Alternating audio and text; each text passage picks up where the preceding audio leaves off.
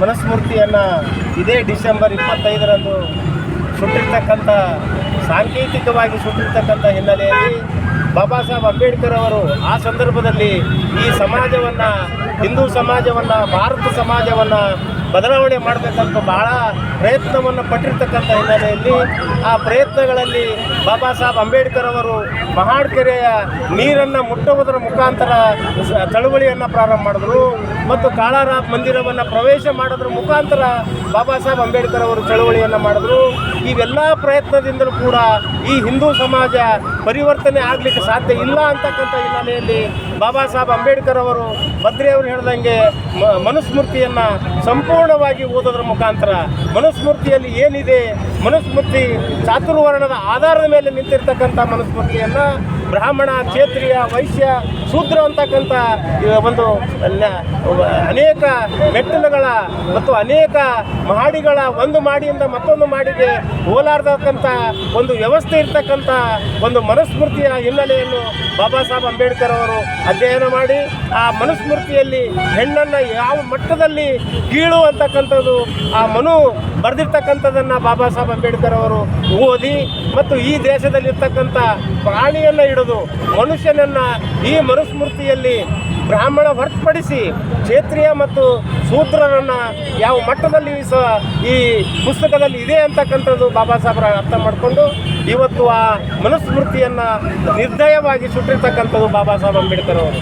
ಆ ಹಿನ್ನೆಲೆಯಲ್ಲಿ ಇವತ್ತು ನಾವು ಇಡೀ ಕರ್ನಾಟಕದಲ್ಲೇ ಇವತ್ತು ಎಲ್ಲ ಜಿಲ್ಲಾ ಕೇಂದ್ರಗಳಲ್ಲಿ ನಡೀತಾ ಇದೆ. ಇವತ್ತು ಮನುಸ್ಮೃತಿಯನ್ನು ಸುಡ್ತಕ್ಕಂಥದ್ದು ದೇಶದ ಅನೇಕ ಭಾಗಗಳಲ್ಲಿ ಕೂಡ ಇದು ನಡೀತಾ ಇದೆ.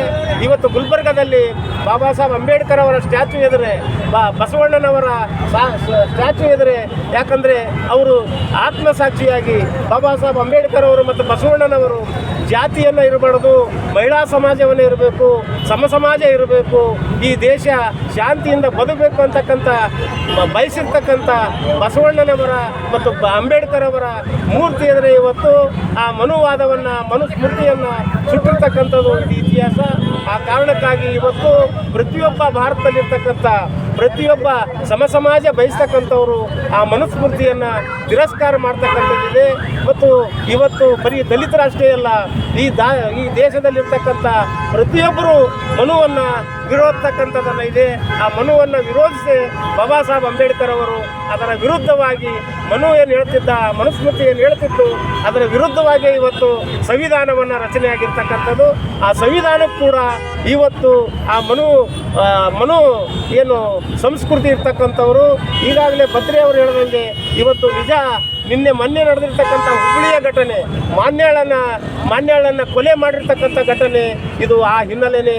ಆ ಕಾರಣಕ್ಕಾಗಿ ಈ ದೇಶದಲ್ಲಿ ಏನು ನಾವು ಬಯಸ್ತಿದ್ದೀವಿ ಅಂತಕ್ಕಂಥದ್ದು, ಈ ದೇಶದಲ್ಲಿರ್ತಕ್ಕಂಥ ಅನೇಕ ಮಠಾಧೀಶರು, ಅನೇಕ ಜಾತಿಯನ್ನು ಹೋಗ್ಬೇಕಂತಕ್ಕಂಥವ್ರು ಮತ್ತು ಈ ದೇಶದ ಮತ್ತು ಏನು ಮೋಹನ್ ಬಾಗ್ಬೇಕಂತಕ್ಕಂಥವ್ರು ಈ ಮನುಸ್ಮೃತಿಯನ್ನು ಸುಡೋದ್ರ ಮುಖಾಂತರ ನಾವು ಒಂದು ಮಾತನ್ನು ಹೇಳ್ತೀವಿ, ನೀವು ಜಾತಿ ಹೋಗ್ಬೇಕಂತ ಬಾಯಿಂದ ಹೇಳ್ಬೇಡ್ರಿ, ಯಾರು ನೀವು ಅದು ಹೋಗ್ಬೇಕಂತ ಬಯಸ್ತೀರಿ ಅವರು ನೀವು ಸ್ವಜಾತಿಯ ಮದುವೆ ಧರ್ಮಸಮ್ಮತವಲ್ಲ ಅಂತಕ್ಕಂಥದ್ದು ಪ್ರತಿಯೊಬ್ಬ ಧರ್ಮದ ಗುರುಗಳು ನೀವು ಹೇಳಬೇಕು ಅಂತಕ್ಕಂಥದ್ದು ಇವತ್ತು ತಮ್ಮ ಮೇಲೆ ಒತ್ತಾಯ ಮಾಡೋದ್ರ ಮುಖಾಂತರ ನಾವು ಚಳುವಳಿಯನ್ನು ಇವತ್ತು ಮಾಡಿದ್ದೀವಿ.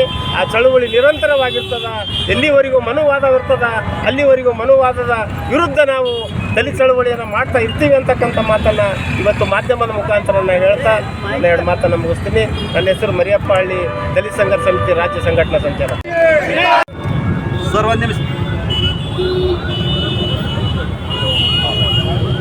1927 ಡಿಸೆಂಬರ್ 25ರಂದು ಡಾಕ್ಟರ್ ಬಾಬಾ ಸಾಹೇಬ್ ಅಂಬೇಡ್ಕರ್ ಅವರು ಮತ್ತು ಗ್ರಾಮೀಣ ಸಮುದಾಯಕ್ಕೆ ಸೇರಿರ್ತಕ್ಕಂಥ ಸಹಸ್ರಬುದ್ಧಿ ಅವರ ನೇತೃತ್ವದಲ್ಲಿ ಮಾಡದಲ್ಲಿ ಒಂದು ಐತಿಹಾಸಿಕವಾಗಿರ್ತಕ್ಕಂಥ ಮತ್ತು ಏನು ವ್ಯವಸ್ಥೆ ಏನಪ್ಪ ಅಂದರೆ ಇದೇ ರೀತಿ ಇರಲಿಕ್ಕೆ ಏನಪ್ಪ ಅಂದರೆ ಆಸ್ಪದ ಮಾಡಿಕೊಟ್ಟಿರ್ತಕ್ಕಂಥ